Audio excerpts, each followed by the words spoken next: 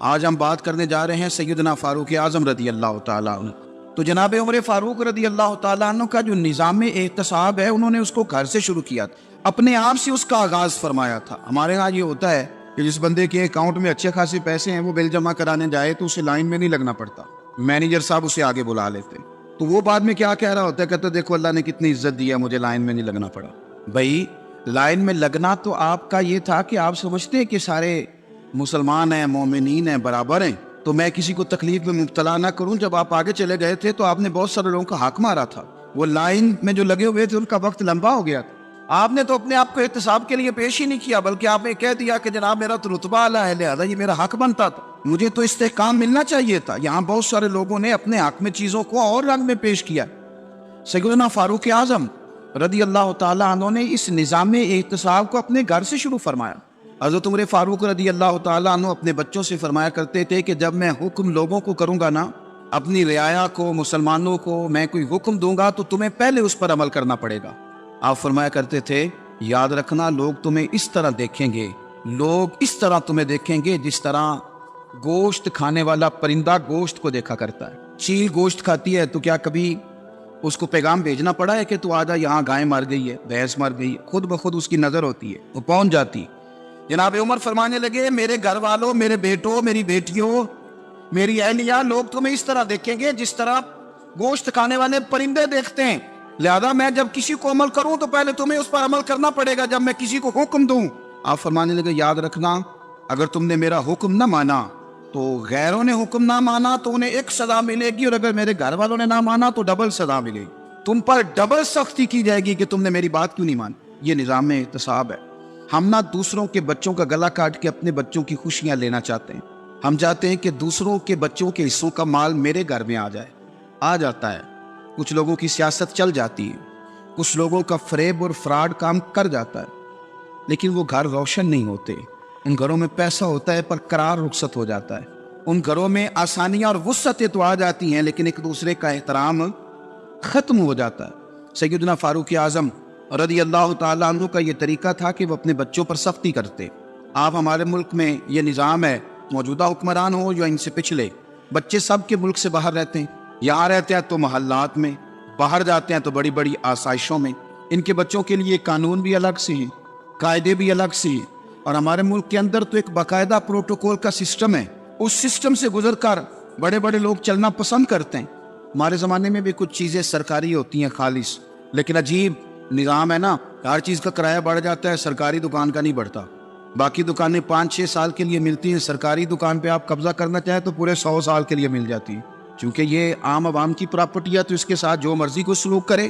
ایک سرکاری چراگاہ تھی جس کے اندر جانور چرا کرتے تھے، ہمارے یہاں بھی پنجاب میں کچھ جگہیں ہوتی ہیں تو ہم لوگ کہتے ہیں شاملاٹ ہے، سرکاری چراگاہ میں جانور چرا کرتے تھے۔ حضرت عمر فاروق رضی اللہ تعالیٰ عنہ کے صاحبزادے سیدنا عبداللہ ابن عمر رضی اللہ تعالیٰ عنہ نے بھی ایک اونٹ خرید لیا، تو سب لوگوں کے جانور سرکاری چراگاہ میں چرتے تھے، آپ نے بھی اپنا جانور وہاں چرنے کے لیے، کھانے پینے کے لیے چھوڑ دیا۔ وہ جب اونٹ آیا تو پتلا تھا، کچھ دنوں کے بعد وہ فربا ہو گیا، طاقتور ہو گیا، موٹا تازہ ہو گیا۔ حضرت سیدنا عبداللہ ابن عمر رضی اللہ تعالیٰ عنہ نے بیچا تو وہ ڈبل قیمت سے بھی زیادہ کا بکا، کیونکہ پہلے دبلا پتلا تھا، اب موٹا تازہ فربا ہو گیا۔ حضرت سیدنا فاروق اعظم رضی اللہ تعالیٰ عنہ کو پتا چلا تو بلایا، فرمایا پتر اونٹ بیچ دیا ہے؟ ابا جی بیچ دیا ہے۔ فرمایا کتنے کا خریدا تھا؟ اتنے کا۔ بیچا کتنے کا؟ ڈبل قیمت بتائی۔ فرمایا اس طرح کر کے اصل رکھ لے اور جو اوپر ملی جائے مجھے دے دے۔ حضور آپ نے کیا کرنی ہے؟ فرمایا میں سرکاری خزانے میں جمع کروں گا۔ حضور کیوں؟ فرمایا اس لیے کہ تیرا اونٹ سرکاری جگہ پہ چرا کرتا تھا، وہ گھاس سرکاری جگہ سے کھاتا تھا۔ حضور سب کے کھاتے؟ تو عبداللہ ابن عمر کہنے لگے سب کے کھاتے ہیں۔ آپ فرمانے لگے تو سب میں شامل نہیں ہے، تو امیر المومنین کا بیٹا ہے، تجھے میں یہ حق نہیں دے سکتا، تیرے اوپر تھوڑی سختی زیادہ کی جائے گی، تجھے یہ حق نہیں ملے گا۔ تو اپنے اونٹ کو چونکہ سرکاری چراگاہ میں چرایا کرتا تھا، لہذا تجھے وہ اصل رقم یاد جمع کرانی پڑے گی۔ ہمارے تو بچے پہلی بات تو یہ ہے کہ بات ہی نہیں سنتے، یہ سب کے بچوں کی بات کر رہا ہوں، ٹیچر کے بچے ہوں، سیٹ کے بچے ہوں، پیر کے بچے ہوں، امام صاحب کے بچے ہوں، کسی کے بچے ہوں، پہلے تو سنتے نہیں۔ اور اللہ خیر کرے اگر آپ کوئی سنانا چاہیں تو فوری طور پر وہ ہوم منسٹری کے پاس پہنچ جاتے، ان کی اماں ان کی وکیل بن جاتی، آپ کیا ہی کچھ نہیں سکتے، حالات رخ بدل جاتے۔ اس کا نقصان یہ ہوتا ہے کہ ان کو تراشا نہیں جا سکتا، ان کو ہیرے نہیں بنایا جا سکتا، ان کے اوپر کچھ ایسی میل کچیل چڑھ جاتی ہے جو بڑی عجیب و غریب ہوتی، اور کچھ لوگ ایسے ہوتے ہیں جو خرابی کرنے میں بھی اپنا کردار ادا کرتے ہیں، خرابی کرنے میں. اور بڑے لوگوں سے منسلک ہونے کے لیے لوگ رستے تلاش کرتے ہیں، رستے.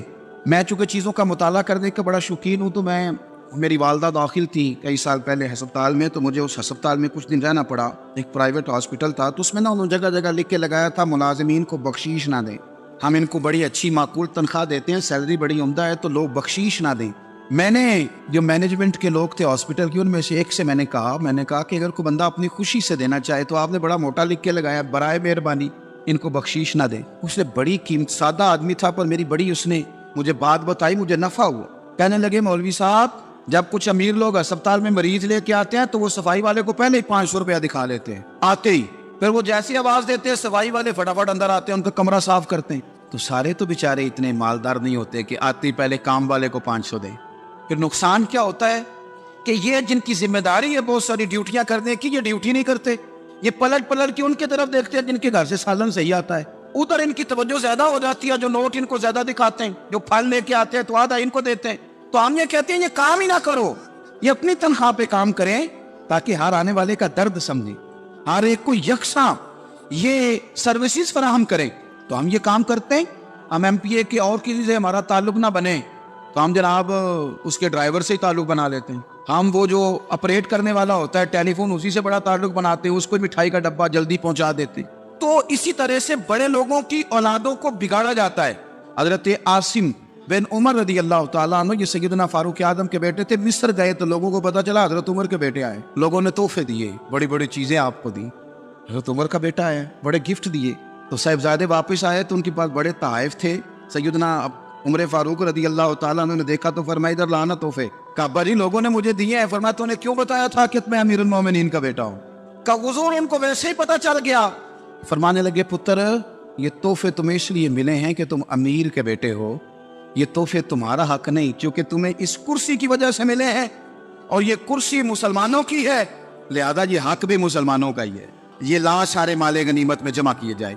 آپ اپنے گھر سے جب احتساب شروع کرتے ہیں، اپنے گھر سے، اور یہ یاد رکھیں یہ جو لوگ آتے ہیں آپ کے بچوں کو نوازنے کے لیے، یہ انہیں خراب کرتے ہیں، بگاڑ پیدا کرتے ہیں، یہ عجیب و غریب سی چیزوں میں مبتلا کر دیتے ہیں، بچوں کا نقصان ہوتا ہے. کل کلام پھر جو شاپر اچھا لے کے آئے پیر صاحب کے بچے ذرا اس سے پیار سے ملتے ہیں، نقصان ہو جاتا ہے، یہ دستے نگر ہو جاتے ہیں، یہ لوگوں کی طرف جیتے ہیں، دوسروں پہ ڈیپینڈ کرنے لگتے ہیں. حضرت ابو موسیٰ اشعری رضی اللہ تعالیٰ عنہ نے پہلے تو ایک قلین بڑا سونا تھا، تو آپ نے حضرت عمر کے گھر بھیج دیا کہ چلو ان کے گھر میں ان کی اہلیہ بچھا لیں گی، کہیں سے تحفہ آیا.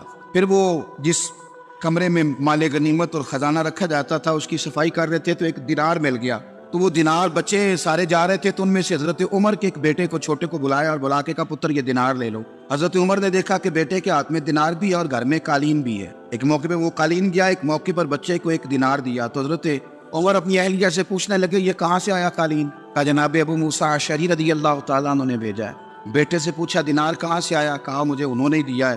آپ نے وہ دینار بھی لیا اور قالین بھی لیا اور اس کو لپیٹا اور جناب ابو موسیٰ اشعری کو بلایا اور اتنے سخت ناراض تھے. فرمانے لگے ابو موسیٰ اشعری سے کہنا میرے پاس پیدل آئے، گھوڑے پہ نہ آئے. اور جب آئے حضرت ابو موسیٰ اشعری تو جناب عمر اتنے ناراض ہوئے کہ وہ قالین لپیٹ کر تو ان کے سر پہ مار دیا.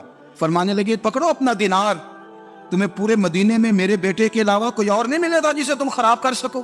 میرا پتر ہی ملا تھا بگاڑنے کی، کس نے اجازت دی تم میرے بیٹے کو دینار دو؟ کیوں لائے تم میرے گھر میں قالین؟ حضرت عمر فاروق رضی اللہ تعالیٰ عنہ فرمانے لگے میں زمین پہ سونے کا عادی ہوں، زمین چٹیل بھی ہو تو رب کا بندہ بن کے سوتا ہوں تو اللہ مجھے آرام اور سکون کی نیند عطا فرما دیتا ہے. مجھے تمہارے مخملوں کی اور قالینوں کی ضرورت نہیں ہے. احتساب یہاں سے شروع ہوتا ہے بھائی. یاز ہم نہ اپنے گھر میں بیٹھ کے مایوس باتیں کرتے ہیں اور فلانے کے بچے کہاں پہنچ گئے، فلانے کے بعد بڑا پیسہ آ گیا، میں کچے مکان میں رہوں، میں یہ کروں، دیکھو مجھے نہیں سوری. یہ تو آپ مایوسی والی باتیں کر رہے ہیں، یہ تو آپ کمزور باتیں کر رہے ہیں. یہ تو اس طرح کی باتیں تو ہارے ہوئے لوگ کرتے ہیں. اس طرح کا لب و لہجہ تو ان لوگوں کا ہوتا ہے جو احساس کمتری کا شکار ہوتے ہیں. یہ آپ نے کس طرح کا لب و لہجہ اپنے بچوں کو آپ بھکاری بنا رہے ہیں تاکہ دوسروں کو دیکھ کے تو مایوس ہو جائے. اٹھ باندھ کمر کیوں ڈرتا ہے، پھر دیکھو خدا کیا کرتا ہے.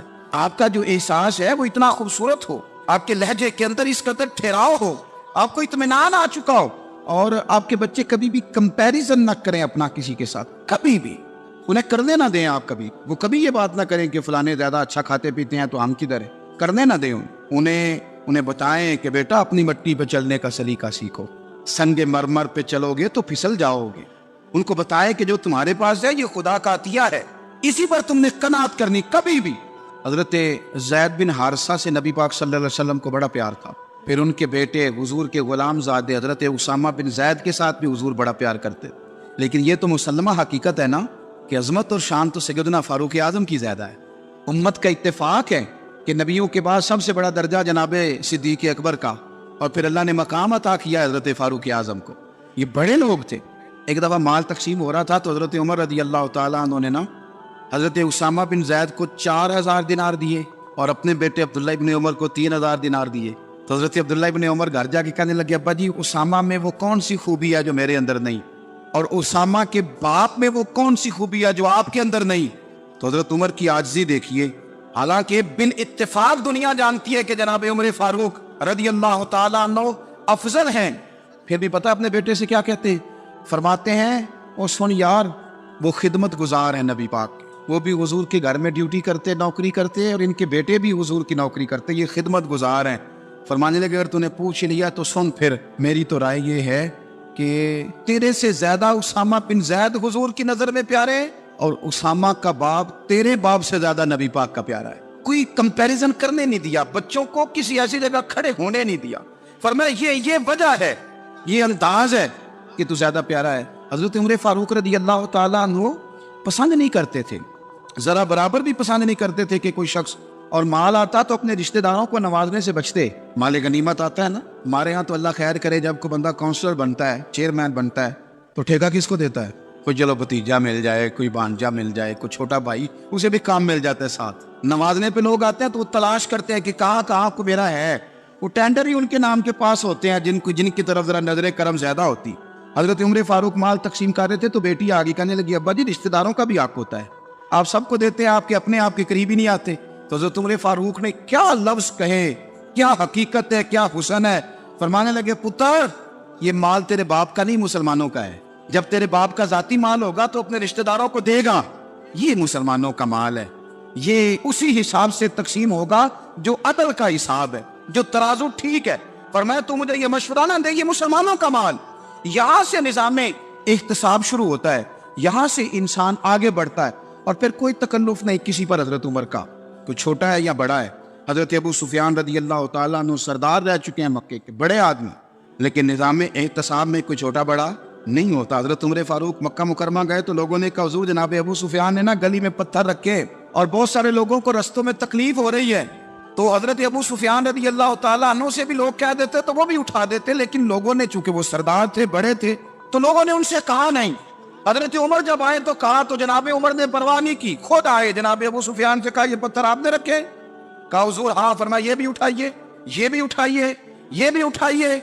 जब वो उठा रहे थे तो हजरत उमर कह रहे थे, शुक्र नहीं अल्लाह का कि उमर कह रहे हैं और अबू सुफियान मानते जा रहे हैं। शुक्र नहीं, ये निजाम इत्तिसाब है कि बड़ा हो या छोटा हो, उसको ये हक हासिल नहीं है कि मुसलमानों को वो किसी तकलीफ में किसी भी सूरत में मुब्तला करे, कहीं भी, किसी जगह भी, उसको ये वाली इजाजत नहीं। हजरत सैयदना उमर फारूक रदी अल्लाह तआला अन्हु। फिर एक और बात थी, मैं कई दफ़ा ये बात कहता हूँ और मुझे ज़ाती तौर पर इसका बड़ा तजर्बा है। कुछ लोग ना खुशामद पसंद हो जाते हैं, बड़ी उम्दा तारीफ करते हैं, ओए होए हो, पोल बांधते हैं पूरे, आपके पास आएंगे तो कहेंगे जनाब आपसे ज़्यादा अच्छा बंदा ही कोई नहीं। तो वो ना आपसे काम निकलवाते हैं, फिर वो किसी दूसरे के पास जाते हैं तो इसी तरह का रवैया वो दूसरों के साथ करें। ये आम लोगों में भी मर्ज होता है, आम लोगों में। और बादशाह वो बंदा अगर, फिर तो उसका दिल करता है मैं अगर बादशाह सलामत तो 2-4 बंदे दिहाड़ी पे रख लूं पर मेरी तारीफ जरूर करें। पाबंदी होती है, लोग ये काम बड़े शौक से करते हैं। और शेख सादी फरमाया करते थे, लकड़ी को घिन खा जाती है और बड़े लोगों को खुशामद खा जाती है खुशामद। हजरत उमर फारूक रदी अल्लाह तआला अन्हु इस मामले में भी बड़े मजबूत थे। वैसे मुझे और आपको अच्छा कौन लगता है? हमारी गलतियां बताने वाला। हमारे ऐसा फरमाया करते थे, अपने दुश्मनों की बातों पर भी गौर रखो, तुम्हारे दुश्मन तुम्हें निखार देते हैं। तुम्हारे अंदर जो कोताहियां होती हैं वो तुम्हें पता चल जाती है कि यहाँ मेरी इस्लाह हो रही, उन पर गौर करो वो क्या कहते। हजरत उमर फारूक की तारीफ की एक बंदे ने, कमाल तारीफ की। उसका ख्याल था कि रिजल्ट बड़ा शानदार आएगा। बादशाह की तारीफ होती थी तो फिर थैली जाती थी शर्फियों की, कमाल रिजल्ट आएगा। तो हजरत उमर जब वो पूरी कर चुका ना बात, तो फरमाने लगे तू खुद भी हलाक हुआ और मुझे भी हलाक ही कर दिया। خود بھی تباہ ہوا ہے، مجھے بھی تباہ کر دیا. کس طرح کی باتیں کر رہا ہے؟ ایک بندہ اور آیا اور اس نے آ کے کہا کہ پوری امت میں سب سے افضل ہے فاروق اعظم آپ ہی ہیں. حضرت عمر فاروق فرمانے لگے تجھے تیری ماں روئے، ابو بکر تجھ سے بھی افضل تھے، تیرے باپ سے بھی افضل تھے، اور صدیق اکبر مجھ سے بھی افضل ہے اور میرے باپ سے بھی افضل ہے. یہ تو کس طرح کی بات کر رہا ہے؟ یہاں ہر شے ہضم نہیں ہو جاتی، فوری طور پہ لوگ ڈکار بھی پورا نہیں لیتے. قرآن مجید نے کہا فَلَا تُزَكُّوا أَنفُسَكُمْ هُوَ أَعْلَمُ بِمَنِ اتَّقَىٰ. اپنے منہ سے نہ کہو میں پاک صاف ہوں، اللہ زیادہ بہتر جانتا ہے کہ تم میں سے پرہیزگار کون ہے. اپنے منہ سے تعریفیں کرتے کراتے ہو، یہ مزاج چھوڑ دے. حضرت عمر رضی اللہ تعالیٰ عنہ پسند نہیں کرتے. ایک آدمی نہ چلتا تھا وہاں تو بڑا متکبرانہ چال کے ساتھ چلتا. حضرت عمر نے دیکھا، یہاں تک احتساب فرماتے، زمین پہ زور زور سے پیر پٹکتا، چال بڑی اس کی متکبرانہ، لوگ بڑے پریشان ہوتے. حضرت عمر نے ایک دن سمجھایا، باز نہیں آیا. اگلے دن پہ درہ نکال لیا، لگائے 4 درے، فرمایا آج کے بعد نہ چلنا اس طرح مدینے میں پیر پٹک پٹک کے. اس وقت تو اسے غصہ لگا، لیکن کچھ دیر کے بعد نا جب غصہ اترا تو حضرت عمر کے پاس آیا، کہنے لگا حضور اللہ آپ کا بھلا کرے، آپ نے درے نہیں مارے، آپ نے تو شیطان بھگا دیا جو میرے ساتھ چمٹا ہوا تھا. چمٹا ہوا شیطان آپ نے مجھ سے بھگا دیا. یاد رکھیں مسند امام احمد بن حنبل میں حدیث ہے، اللہ کے پیارے رسول صلی اللہ علیہ وسلم فرماتے ہیں جو دنیا میں متکبرانہ چال کے ساتھ چلتا ہے نا، قیامت کے دن وہ اللہ سے اس حال میں ملے گا کہ رب اس سے ناراض ہوگا. متکبرانہ چال سے نہیں چلیں گے. تو حضرت فاروق اعظم رضی اللہ تعالیٰ عنہ کا یہ طریقہ تھا کہ آپ خیال کرتے. اور پتہ ہے کس طرح کا آپ کا مزاج تھا؟ فرماتے تھے تقسیم کرو، دوسروں کا بھی خیال رکھو. جس طرح بندہ دیوانہ وار نہیں لوگوں کا خیال رکھتا کہ بندہ بگڑے کوئی نہ، دیوانہ وار. کچھ لوگ تبلیغ کرتے ہیں رسمی، اور کچھ لوگ ایسے ہوتے ہیں جو لوگوں کی اصلاح میں دیوانے ہو جاتے ہیں. ان کی خواہش ہوتی ہے یہاں بھی بندہ ٹھیک ہو جائے، یہاں بھی بندہ ٹھیک ہو جائے، یہاں بھی بندہ ٹھیک. کچھ لوگ کڑی نگرانی کرتے ہیں کہ انسان بگڑنے نہ پائے. حضرت عمر فاروق رضی اللہ تعالیٰ عنہ نا گوشت والی دکان کے پیچھے جا کے بیٹھ گئے کئی دنوں تک. وہ کہنے لگا حضور یہاں کیا ہے؟ فرمایا تو اپنا کام کرنا. گوشت والی دکان پہ بیٹھے کام کر اپنا، نگرانی کرنے لگے حضرت عمر. پھر آپ نے نا وہ بندے پکڑ لیے. کون؟ جو 2 دن مسلسل گوشت خریدنے آئے، پکڑ کے کھڑا کر لیا. فرمایا تو کل بھی گوشت لینے آیا تھا؟ حضور ہاں. فرمایا آج پھر کھائے گا؟ حضور جی. تو آپ فرمانے لگے کیا تیرے محلے سے غربت ختم ہو گئی ہے؟ تیرے رشتہ دار سارے پیٹ بھر کے کھاتے ہیں، تو 2 دن گوشت لینے آتا ہے. فرمایا آج کے بعد مسلسل گوشت لینے آیا تو درے سے ماروں گا، خبردار یہ کام نہ کرنا. یہاں تک نظام احتساب کا جب خیال رکھا جائے پھر حالات بگڑا نہیں کرتے، پھر وہ قابو میں رہا کرتے. حضرت عمر فاروق رضی اللہ تعالیٰ عنہ اس ترتیب کے ساتھ اصلاح کرتے، اس ترتیب کے ساتھ. سیدنا فاروق اعظم رضی اللہ تعالیٰ عنہ کی ایک بات آخر میں عرض کرنی ہے، وہ میں بھی اپنے اوپر لاگو کروں، آپ بھی غور کریں. حضرت عمر فاروق رضی اللہ تعالیٰ عنہ نے نا خط لکھا حضرت ابو موسیٰ اشعری کو.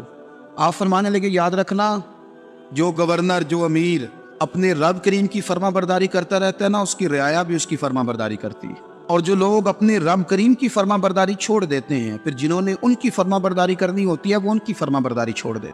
آپ نے سپہ سالاروں کو خط لکھے تھے، فوج کے جو جرنیل تھے، کمانڈو تھے، ان کو خط لکھے تھے. فرمایا جو سپاہی نماز نہیں پڑھتا اسے فوج سے نکال دو. اور ساتھ لکھا تھا یاد رکھو جو رب کا وفادار نہیں وہ ہمارا کیسے ہو سکتا ہے، نکال دو ان لوگوں کو، فوج سے الگ کر دو. ہم آج جو بے پناہ پریشان ہیں، ہمارے بچے بات نہیں مانتے، شاگرد بات نہیں مانتے، ہم شکوے کرتے ہیں، بیعت بھی بڑھ گئی. ادب کے ساتھ میں گزارش کروں گا بڑوں کی بارگاہوں میں، جو میری طرح کے بڑے بنے ہوئے ہیں، بزرگوں سے نہیں بات کرتا، ان سے میں کہوں گا کہ ہمیں ایک دفعہ اپنے اوپر بھی تو غور کر لینا چاہیے. کہیں ایسا تو نہیں ہے کہ ہم جب تک اللہ تعالیٰ کے فرما بردار تھے، جب تک ہم تقوی کے معیار پر تھے، ہماری بات ماننے والے ہماری بات مان رہے تھے.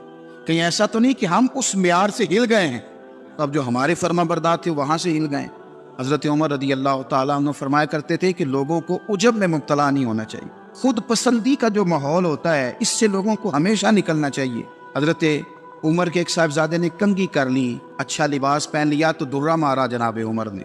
تو آپ کی بیٹی کہنے لگی ابا یہ تو بالکل جائز ہے، اچھے کپڑے پہننا، اچھا لباس پہننا اور سر میں کنگھی کر لینا، اس پر درہ کیوں مار دیا؟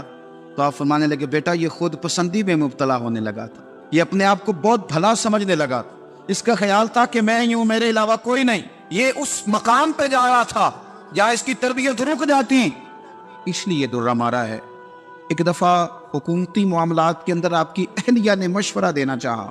بڑے کام بیویاں نہیں کرتی، بڑے بڑے معاملات میں مداخلت نہیں کرتی. ہمارے بر صغیر میں وہ بادشاہ نہیں گزرا کہ جو فیصلہ کرتا تھا تو کرسی پہ بیٹھ جاتا تھا اور پردے کے پیچھے اس کی بیوی بیٹھ جاتی تھی، اور جب وہ فیصلہ سنانے لگتا تو یوں گردن پیچھے کرتا اور اہلیہ جو کہتی وہ فیصلہ سنا دیتا۔ لیکن ایک دفعہ خاتون نے ایک آدمی کو حضرت عمر نے معزول کیا تو آپ کی اہلیہ نے اس آدمی کی اہلیہ حضرت عمر کی اہلیہ سے ملی ہوگی، تو خاتون نے ذرا سفارش کرنی چاہیے، تو جناب عمر فاروق رضی اللہ تعالیٰ عنہ کے ہاتھ میں عصا تھا، ڈنڈا تھا، 2-3 دفعہ زمین پہ مارا، اور میں تمہیں کس نے اجازت دی ہے حکومتی معاملات میں مشورہ دینے کی؟ یہ مشورہ مولا علی دیں گے یا عثمان غنی دیں گے؟ آپ کو کس نے اجازت دی؟ وہ حکومتی معاملات، وہ مسلمانوں کا اجتماعی معاملہ وہ مسلمان دیکھیں گے، آپ کو اس میں آنے کی اجازت نہیں ہے۔ جو آپ کی ذمہ داریاں ہیں، آپ کے حقوق ہیں، ان پر آپ بات کریں۔ تو بھائی نظام میں احتساب اپنی ذات سے شروع کریں۔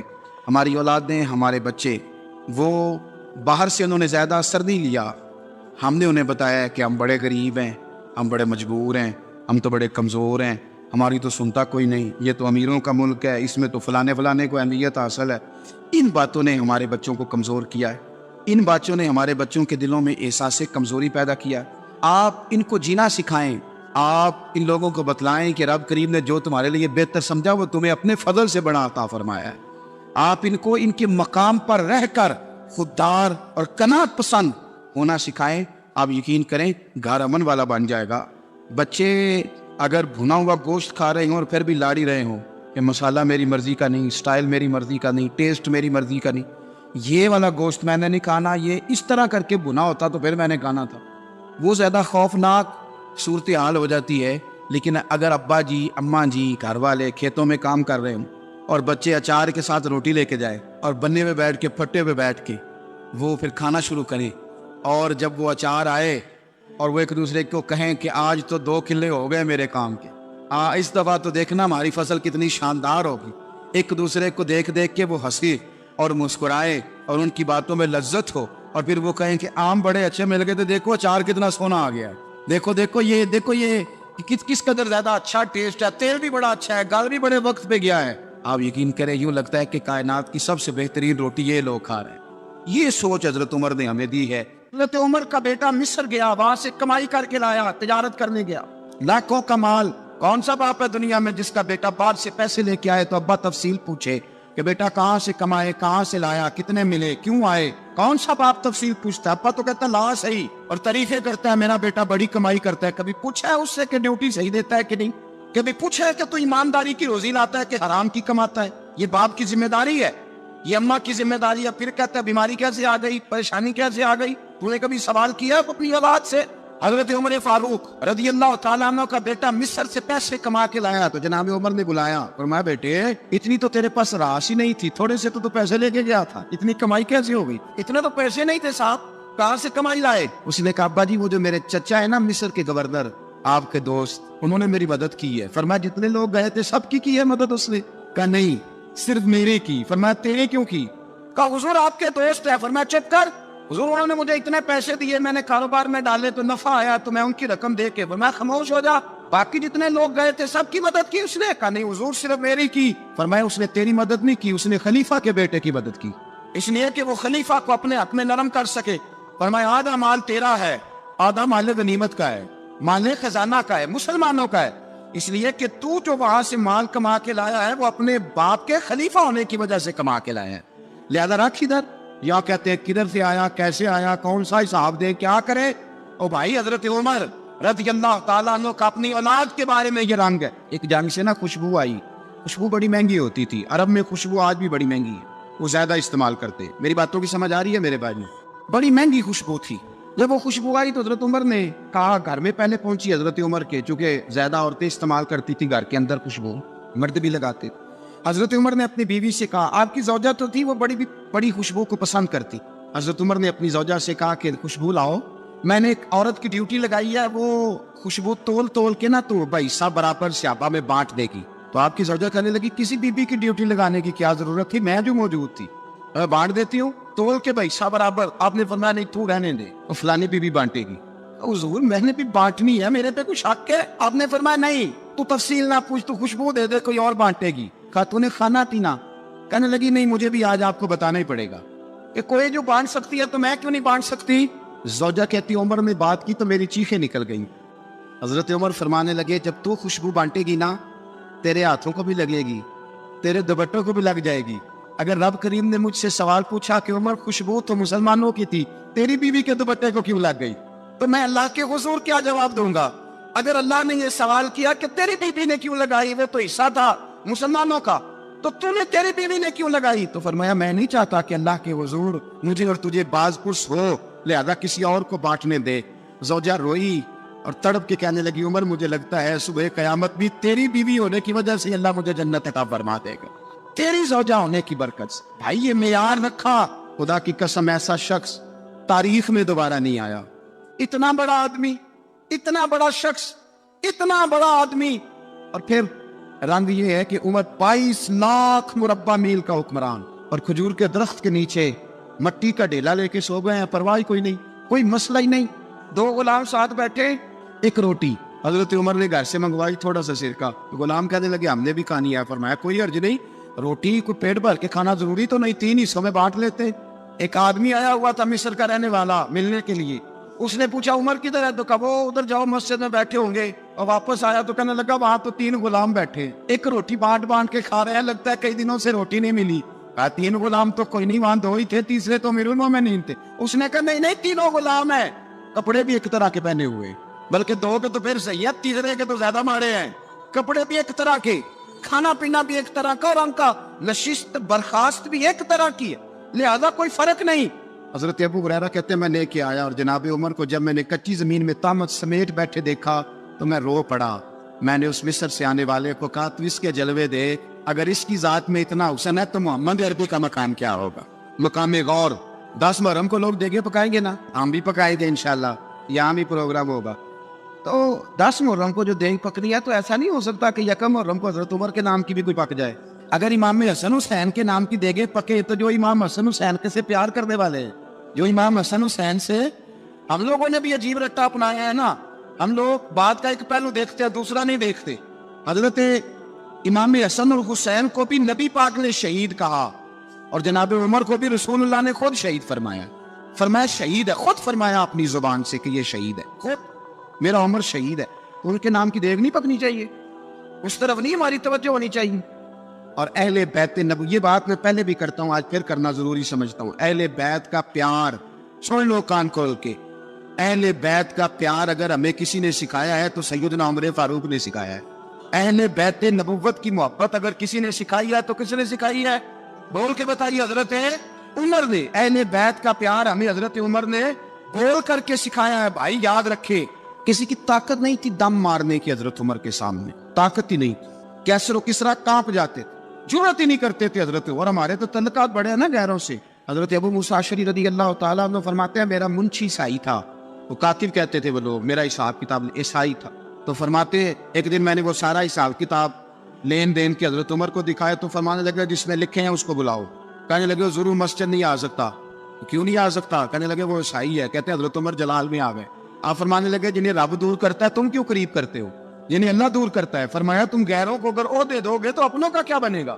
اگر تم غیروں کو عہدے دو گے تو اپنوں کا، ہم نے غیروں کو عہدے دیے تو دیکھا نا اپنے کس طرح کاٹے جا رہے ہیں۔ غیروں کو جو عہدے دے دیے، جرانے سارے غیروں سے روز دعویٰ ہوتا ہے چین ہمارا سجن ہے، چین ہمارا دوست ہے۔ او بھائی دوست ہے تو اس سے کہو نا کہ برما تو تمہاری ایک چھوٹی سی ریاست ہے، چین کے بغیر تو وہ سانس بھی نہیں لے سکتا، اس کو کہو نا اس حکومت پہ دباؤ ڈالے۔ لیکن ہم لوگوں نے غیروں کو عہدے دیے تو اپنے پس گئے۔ حضرت عمر کہتے تھے ذمی کا ہم ادب کریں گے، ذمی کافر کا ہم، ایسا کافر جو مسلمان ریاست کو قبول کرے، بدامنی نہ پھیلائے۔ ایک آدمی کو آپ نے دیکھا آنکھوں سے نابینا ہے اور بھیک مانگ رہا ہے، تو حضرت عمر کو نظر آ گیا، فرمایا کون ہو؟ اس نے کہا میں یہودی ہوں۔ فرمایا بھیک کیوں مانگتی ہو؟ کہا جب تک تندرست تھا مسلمانوں کو جزیہ دیتا تھا، بوڑھا ہو گیا ہوں کیا کروں؟ حضرت عمر نے گھوڑے کی پشت پہ بٹھایا، کافر کو گھوڑے کی پشت پہ بٹھایا اور بٹھا کے مدینے لائے۔ حضرت علی شیر خدا وزیر خزانہ تھے، فرمایا علی اس کا وظیفہ جاری کرو۔ کہا یہ کون ہے؟ فرمایا یہ یہودی ہے لیکن یہ ہمیں جزیہ دیتا رہا، بوڑھا ہو گیا بیچارہ، بھیک مانگنے پہ مجبور ہے، ہماری حکومت کے اندر رہتا ہے، اس کا پورا وظیفہ، جتنا خرچہ اتنا وظیفہ لگاؤ۔ حضرت علی کہتے ہیں میں وظیفہ لگا رہا تھا اور وہ میرے نبی کا کلمہ پڑھ رہا تھا، وہ رسول اللہ کا کلمہ پڑھ رہا تھا۔ یہ مزاج، یہ نہیں کہ کافر۔ حضرت عمر نے گورنروں کو خط لکھے تھے کہ زبردستی کسی کو مسلمان نہیں کرنا، جہاں ان کی عبادت گاہیں بنی ہو تو گرانی نہیں، کوئی مندر کوئی گرجا ضائع نہیں کرنا۔ اسلام سب کو جینے کا موقع دیتا ہے، پر बेईमानो जालिमों बदजातो तुम्हें ये कहता है कि हम तुम्हें जीने का मौका देते हैं, तुम भी मुसलमानों को जीने का मौका दो।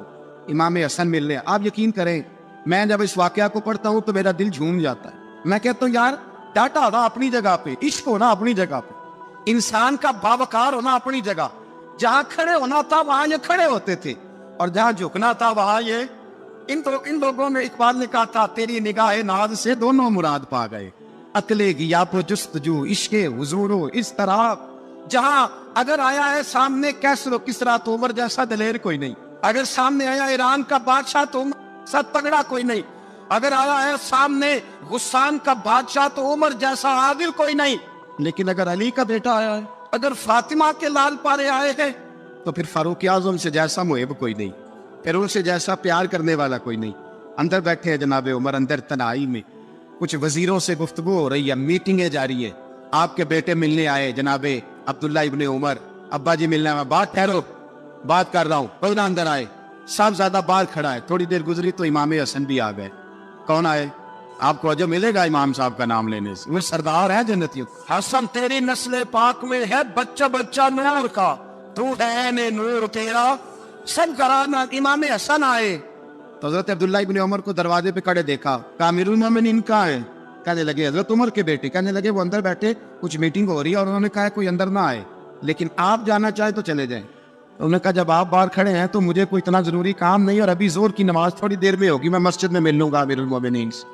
ये बात कह के इमाम हसन चले गए। यार इतनी बड़ी बात नहीं थी, और मेरे उस्तादों का बेटा भी आए तो कहा ठीक है जी वो सोए हुए, तो कोई गर्ज नहीं यार मैं ठहर के आ जाऊंगा, कोई बड़ी बात नहीं थी, देखा जाए तो बड़ी बात नहीं थी, पर बात बहुत बड़ी थी इसलिए कि ये खाली हसन नहीं है, हसन इब्ने अली है, ये हजरत फातिमा के लख्ते जिगर।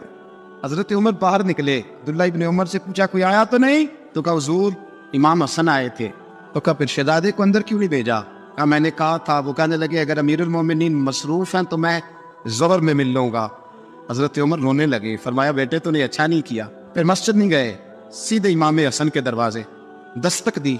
इमाम हसन बाहर आए, कहा शहजादे आए थे तो मिले क्यों नहीं? तो इमाम हसन कहने लगे हुजूर आपका अपना बेटा दरवाजे पे खड़ा था और मना भी किया था आपने, तो मैं जोर में मिल लेता। हजरत इमाम हसन फरमाते जोश जज्बात में जनाबे उमर ने सर से पगड़ी उतार दी, जोश के जज्बात। कहने लगे हसन मेरे बेटे का और आपका क्या मुकाबला? क्या उसकी माँ का नाम फातिमा ज़हरा है? क्या उसकी नानी का नाम खदीजा कुबरा है?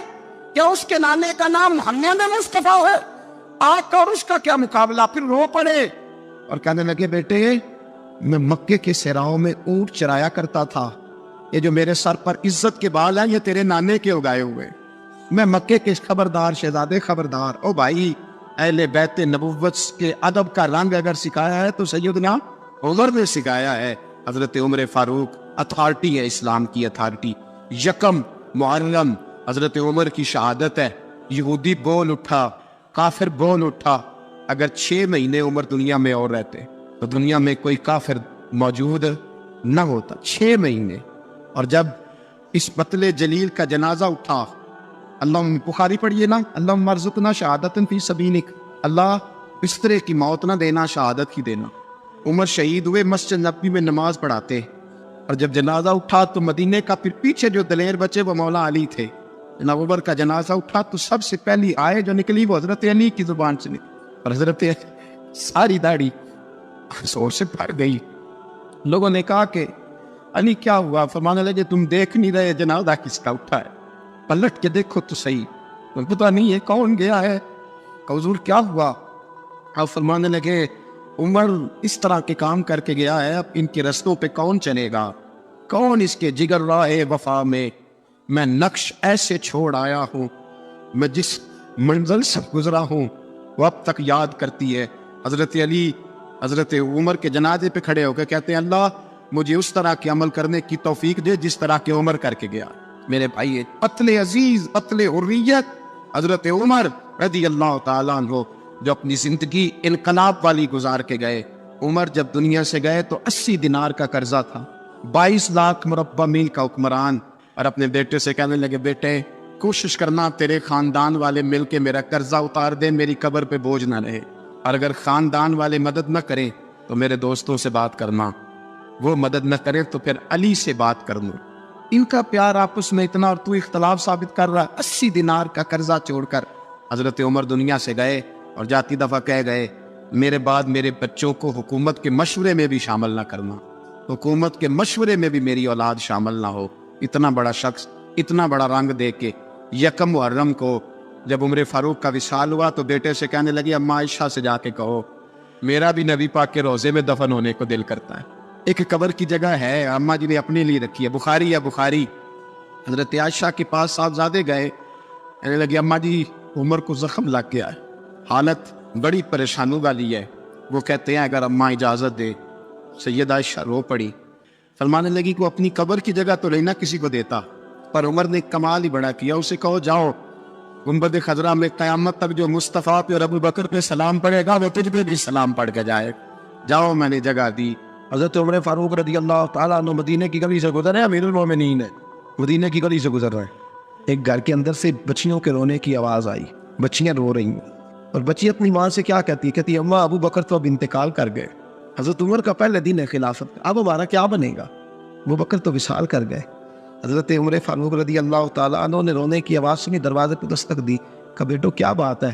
تو بچیاں کہنے لگی عمر ہمارے ابا جی ہماری 10-15 بکریاں ہیں, تو ہمارے والد صاحب ان کا دودھ دھو کے بیچا کرتے تھے, گزارا ہو جاتا تھا.